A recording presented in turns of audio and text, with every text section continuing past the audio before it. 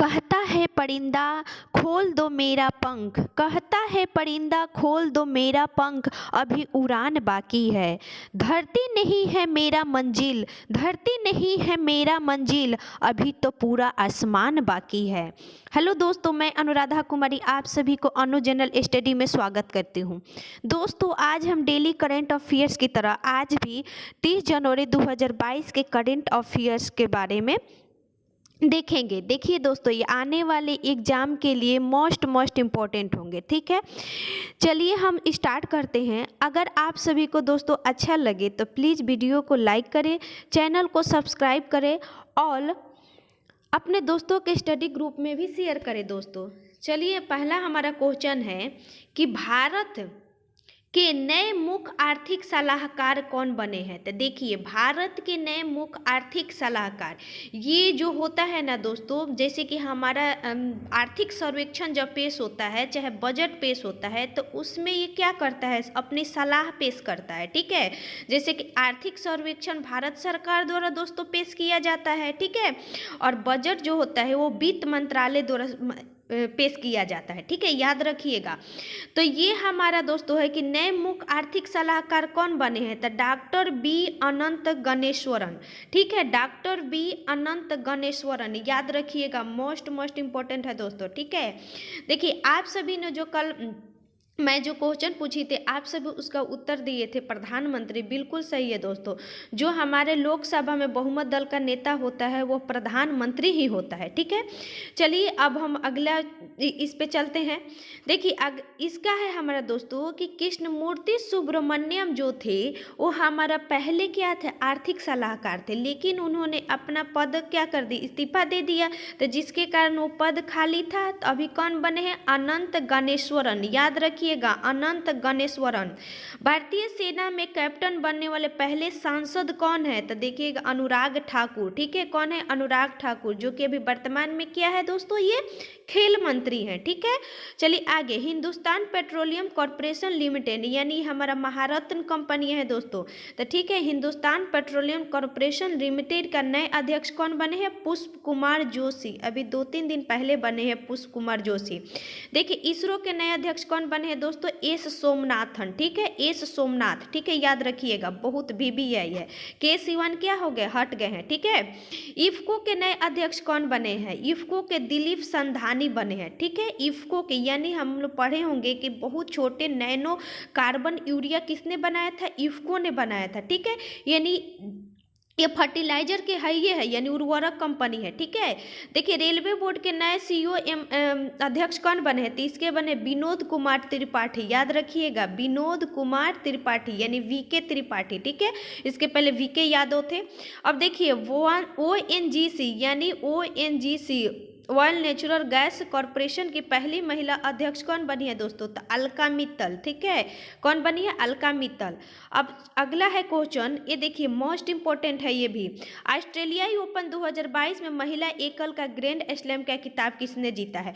देखिए, एक और बात दोस्तों, अगर आप सभी, जैसे कि आज संडे है, तो एक दिन आप सप्ताह में रिविजन जरूर रखें। अगर आप नोट्स बनाते हैं इसका करंट अफेयर्स का डेली, तो आज संडे है, तो संडे को पिछला नोट्स को जरूर एक बार पढ़ ले, माने एक सप्ताह का नोट्स जरूर बनाए दोस्तों, क्योंकि अगर आप वीडियो देखते हैं प्रत्येक दिन और फिर अगला दिन आज भी वीडियोस देखिएगा तो आपका बहुत ज़्यादा टाइम लग जाएगा। आप अगर नोट्स बनाते हैं ना, तो उसको मात्र आधा घंटा से 45 मिनट में एक सप्ताह का करंट अफेयर्स आप बिल्कुल रिवाइज कर लीजिएगा, ठीक है। तो इसी प्रकार करिए, तब करंट अफेयर्स आपका बिल्कुल क्या हो जाएगा, एकदम करंट अफेयर्स कभी नहीं छूटेगा। देखिए, ऑस्ट्रेलियाई ओपन 2022 में महिला एकल ग्रैंड स्लैम का खिताब किसने जीता है, तो याद रखिएगा, एशले बार्टी, जो कि ऑस्ट्रेलिया की है, ऑस्ट्रेलिया की खिलाड़ी भी है और ऑस्ट्रेलियाई ओपन भी जीत लिया है, ठीक है। और देखिए, उप विजेता डेनियल कोलिंस है, ठीक है, कौन है, डेनियल कोलिंस है, जो कि अमेरिका की है, ठीक है। अभी पुरुष नहीं जीता है लोग अभी। अब देखिए, अब 2021 का ग्रैंड स्लैम दोस्तों हम सभी देख लेते हैं, जो कि मोस्ट इंपॉर्टेंट होगा। देखिए, US ओपन जो कि हमारा 4 होता है ना ग्रैंड स्लैम, पहले होता है ऑस्ट्रेलिया, ठीक है, उसके बाद दोस्तों होता है फ्रेंच, फिर तीसरा होता है हमारा विंबलडन, ठीक है, और चौथा होता है दोस्तों US, ठीक है। तो US जो हमारा होता है, इसको हाल ही में डेनियल मेदवेदेव ने नोवाक जोकोविच को, जो सर्बिया के खिलाड़ी, इनको हराकर जीता है। ठीक है, अगर नोवाक जोकोविच, देखिए नोवाक जोकोविच इस बार 4 ग्रैंड स्लैम जीत जाते तो तीसरे विश्व के खिलाड़ी बन जाते ग्रैंड स्लैम जीतने वाले। ठीक है, तो याद रखिएगा डेनियल मेदवेदेव ने इनको हरा दिया। अब 3 गो आप देखिएगा ना, जैसे कि ऑस्ट्रेलिया, फ्रेंच और विंबलडन, तीनों में जीते हैं नोवाक जोकोविच ही, लेकिन यूएस ओपन ये हार गए। ठीक है, तो याद रखिएगा किसने जीता, डेनियल मेदवेदेव जो कि रूस के हैं, और उप विजेता नोवाक जोकोविच जो सर्बिया के हैं। उसी तरह महिला में एमा रादुकानु दोस्तों जो कि ब्रिटेन के है, एमा रादुकानु जो कि ब्रिटेन की है। उप विजेता दोस्तों लेलहार फर्नांडीज है जो कि कनाडा की है। ठीक है, अब देखिए, अब इसमें सिर्फ विजेता याद रखिए, जैसे कि विंबलडन है दोस्तों, तो विंबलडन 2021 का किताब हमारा पुरुष में हमने बता दिया नोवाक जोकोविच, रटने की जरूरत नहीं है, जो कि सर्बिया के हैं।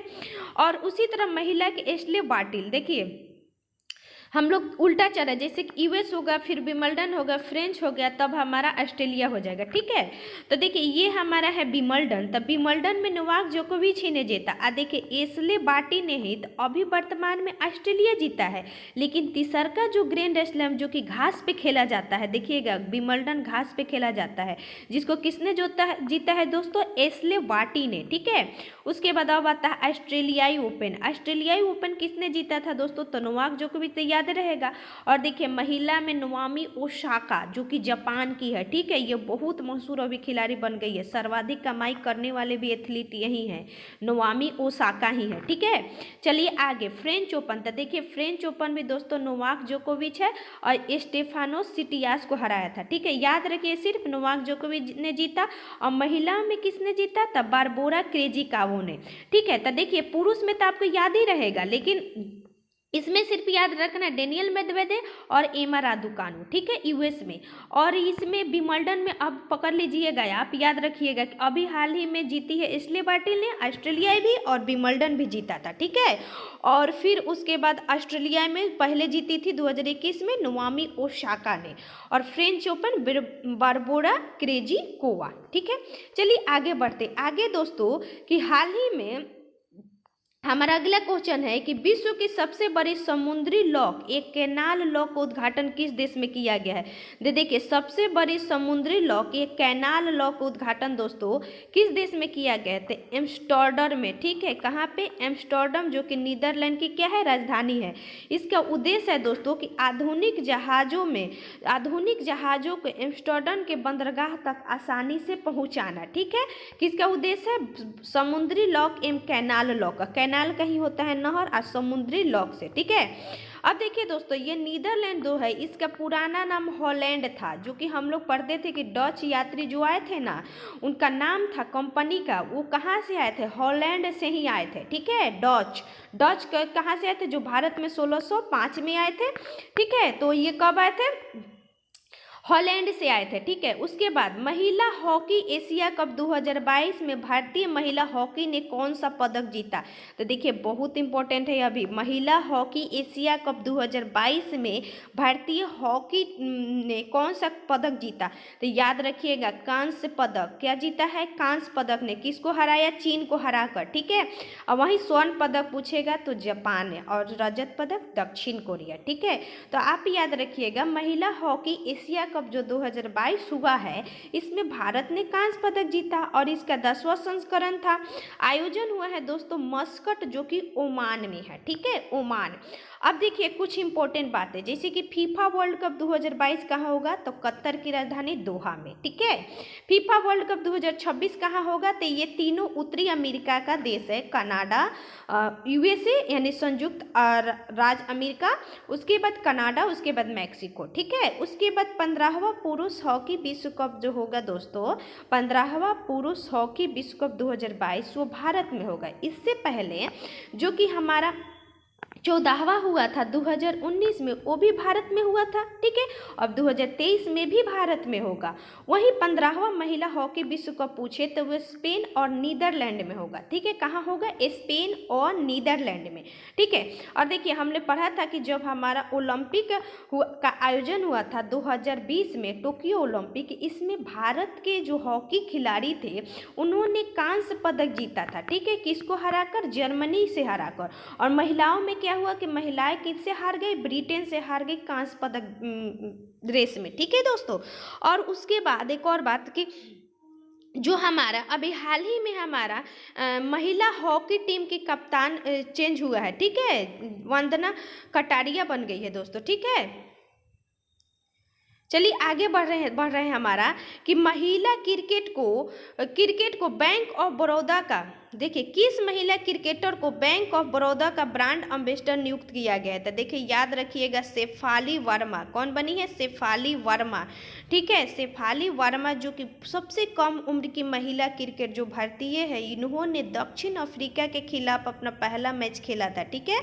उसके अलावा दोस्तों बैंक ऑफ बड़ौदा जो कि 1908 में इसकी स्थापना हुई थी। बैंक ऑफ बड़ौदा की बात आया तो इसका मुख्यालय बड़ौदा गुजरात में है, ठीक है। और देखिए क्रिकेट का बात आया तो मेजर ध्यानचंद खेल रत्न पुरस्कार 2021 मिताली राज जो कि महिला क्रिकेट की कप्तान है, इनको दिया गया था, ठीक है। और ब्रांड एम्बेसडर का बात है तो JSW का स्टील का ब्रांड एम्बेसडर कौन बने? ऋषभ पंत जो कि क्रिकेटर है। उसके अलावा लाल लीगा का ब्रांड एम्बेसडर दोस्तों रोहित शर्मा बने हैं। या फिट इंडिया का पूछे तो शिल्पा अग्रवाल, ठीक है। फिट इंडिया मूवमेंट ये पूछा गया था क्वेश्चन कि फिट इंडिया के कार्यक्रम की शुरुआत किसके द्वारा किया जाता है? तो याद रखिएगा खेल मंत्रालय, न कि स्वास्थ्य मंत्रालय होगा। ये इससे रिलेटेड क्वेश्चन पूछा गया था दरोगा SI में, ठीक है।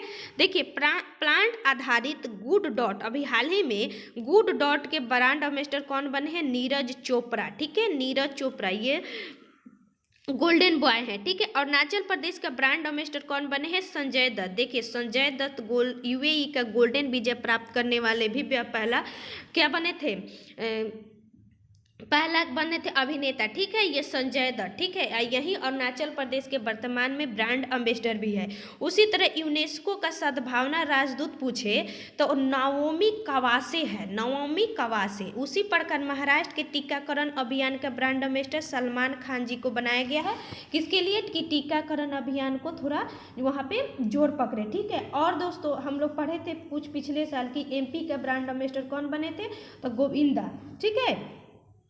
चलिए आगे, ये क्वेश्चन भी बहुत अच्छा क्वेश्चन है कि हाल ही में द 10 ट्रिलियन ड्रीम यानी 10 ट्रिलियन ड्रीम नामक अपनी पहली पुस्तक की घोषणा किसने किया है? तो सुभाष गर्ग जी दोस्तों पहले वित्त सचिव थे, ठीक है, यानी पूर्व वित्त सचिव थे। अभी 2030 तक इन्होंने अपने बुक में दिखाया है कि भारतीय अर्थव्यवस्था कैसे 2030 तक ले $10 ट्रिलियन का लक्ष्य प्राप्त कर सके, ठीक है। $10 ट्रिलियन का इन्होंने सुझाव दिया है। चलिए अब हमारा बुक आया तो लाल सलाम एक उपन्यास अभी हाल ही में विमोचन हुआ। इनका किसका है? तो स्मृति ईरानी जी का है, ठीक है। ये अभी हाल ही में क्या है? महिला, ये हमारा कपड़ा मंत्री है, ठीक है। आगे चलिए आगे, अगला है दोस्तों हमारा कि इंडोमिटेबल आत्मकथा। इंडोमिटेबल आत्मकथा किनका है? तो ये है अरुंधति भट्टाचार्य का, ठीक है। अरुंधति भट्टाचार्य जी का है इंडोमिटेबल आत्मकथा। ये पहले SBI यानी स्टेट बैंक ऑफ इंडिया की पूर्व क्या रह चुकी है? अध्यक्ष रह चुकी है, ठीक है। इंडोमिटेबल आत्मकथा अभी 2 दिन पहले a little boy of India Ruskin bird का, इन्हीं का बुक है ब्लू अम्ब्रेला जो कि क्या है? VBI है। तो the little boy of India Ruskin bird, ठीक है। गणतंत्र दिवस 2022 के अवसर पर रक्षा मंत्रालय ने किस भारतीय एथलीट को परम विशिष्ट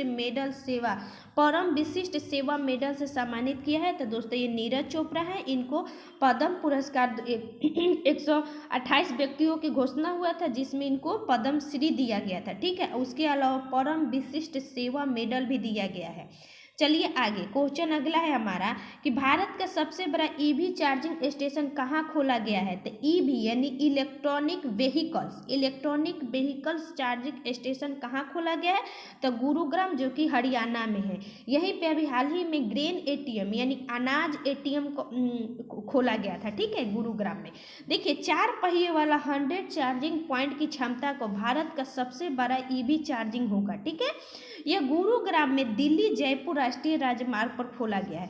देखिए अभी हर राज्य चाहे देश विकास ईवी चार्जिंग यानी जितने भी बस है या जितने भी क्या है वाहन है उसको क्या किया जा रहा है, इलेक्ट्रॉनिक बस बनाया जा रहा है यानी इलेक्ट्रिक से चलने के लिए। तो इसी के लिए यह कदम उठाया गया, ठीक है। तो कहाँ पे खोला गया है, गुरुग्राम में। चलिए आगे अगला है हमारे यह tech planting company Electrify private limited द्वारा विकसित किया गया है। किसके द्वारा, एलेक्ट्रीफाई प्राइवेट लिमिटेड द्वारा, ठीक है। चलिए आगे अगला है हमारा भारत का पहला चंदन संग्रहालय। जैसे कि चंदन संग्रहालय कहाँ खोला गया है, तो मैसूर कर्नाटक में। सर्वाधिक चंदन कहाँ होता है, मैसूर में ही होता है, तो वहीं पे खोला जाएगा, ठीक है। चलिए आगे लाला लाजपत राय जी की 197वीं जयंती कब मनाई गई है, तो 28 जनवरी को। देखिए 28 जनवरी को हम लोग कल पढ़े थे कि डाटा गोपनीयता दिवस भी मनाया जाता है। इसके अलावा 28 जनवरी को ही दोस्तों हमारे सर्वोच्च न्यायालय की जो अभी वर्तमान सर्वोच्च न्यायालय है ना, इसकी स्थापना हुआ और उद्घाटन हुआ, ठीक है, याद रखिएगा। उसके अलावा दोस्तों हमारा चलिए आगे 28 जनवरी को लाला लाजपत राय जी का जन्म 1865 ईस्वी में पंजाब के लुधियाना में हुआ था। हम लोग पढ़ते हैं लाल बाल पाल, ये कौन थे, गौरम दल के नेता थे, ठीक है। तो लाल से लाला लाजपत राय और पाल से बिपिन चंद्र पाल, बाल से बाल गंगाधर तिलक यानी लाल बाल पाल, ठीक है। देखिए उसी में इन्होंने सेफ्टी वॉल सिद्धांत दिया था। सेफ्टी वॉल का सिद्धांत किसने दिया था, लाला लाजपत राय जी ने। जैसे कि यह कांग्रेस के प्रति अपना एक सिद्धांत दिए थे, ठीक है। तो सेफ्टी वॉल याद रखिएगा। किस राज्य को विश्व बैंक ने 100 करोड़ रुपए का कर्ज मंजूरी दी है, यानी 100 करोड़ रुपए उसको क्या दिया है, मंजूर दिया है, यानी राज्य के विकास के लिए। तो दोस्तों ये पश्चिम बंगाल, जो कि पश्चिम बंगाल के वर्तमान मुख्यमंत्री ममता बनर्जी है और राज्यपाल जगदीप धनखड़ है, ठीक है। कौन है, जगदीप धनखड़। और पश्चिम बंगाल ने ही स्टूडेंट क्रेडिट कार्ड योजना भी शुरू किया था, ठीक है। और माँ योजना भी पश्चिम बंगाल ने ही शुरू किया था, जिसके द्वारा 5 रुपए में भर पेट आपको खाना मिलने का प्रावधान था, ठीक है। 11वां राष्ट्रीय संस्कृति महोत्सव का आयोजन अभी हाल ही में वर्तमान में कोलकाता पश्चिम बंगाल में किया गया था, ठीक है। 11वां राष्ट्रीय संस्कृति महोत्सव। उसके अलावा आधारभूत साक्षरता सूचकांक में दोस्तों पश्चिम प्रथम स्थान पर है, ठीक है। हमारा बिहार क्या है, अंतिम स्थान पर है, यानी आधारभूत साक्षरता सूचकांक में याद रखिएगा। टायर पार्क कहाँ खोला गया था, ये भी पश्चिम बंगाल में। वहीं फायर पार्क पूछे तो ओडिशा में, ठीक है, या टायर पार्क पश्चिम बंगाल में। देखिए नदी में बोट वाला पुस्तकालय भी पश्चिम बंगाल ने खोला था, जो कि हुगली नदी पर है, ठीक है।